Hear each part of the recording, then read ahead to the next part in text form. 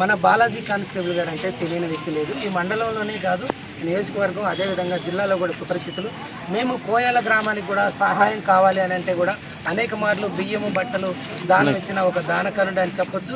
ఇంట్లో వారి సత్యమని కూడా ఈయన గారికి సహకరిస్తూ ఉంటుంది. స్వయంగా మాకు కూడా సహాయం చేసిన వ్యక్తిగా మరి బాలాజీ అన్నతోటి 2 మాటలు. ఇప్పుడు ఈ ప్రాంతం నుంచి తరలి వెళ్తున్న క్రమంలో ఆయన గారి యొక్క అభిప్రాయం ఏంటి, ప్రజలతో ఏ విధంగా మమేకమై ఉన్నారు అది ఆ బాలాజీ అన్న గారి కానిస్టేబుల్ గారి మాటల్లో లేదు.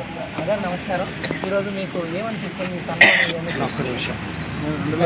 నేను 2009 నుంచి కానిస్టేబుల్ చేస్తాను. 3 సంవత్సరాల సత్తు కూడా స్పెషల్ గార్డ్ చేశాను. ఒక 7 సంవత్సరాలు 6.5-7 సంవత్సరాలు సుమారు సత్తులు చేశాను. సత్తు తల్లాడొచ్చి కూడా 7 సంవత్సరాలు దాటుతుంది.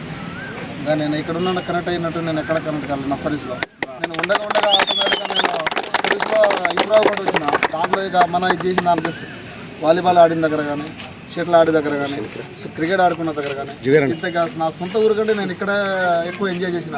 అందరూ కలుపుకుంటాను. కానీ నా చేతనే కంపల్సరీ ఇంటికి రెట్టింపుతాను నేను ఉద్యోగం చేస్తాను. Thank you.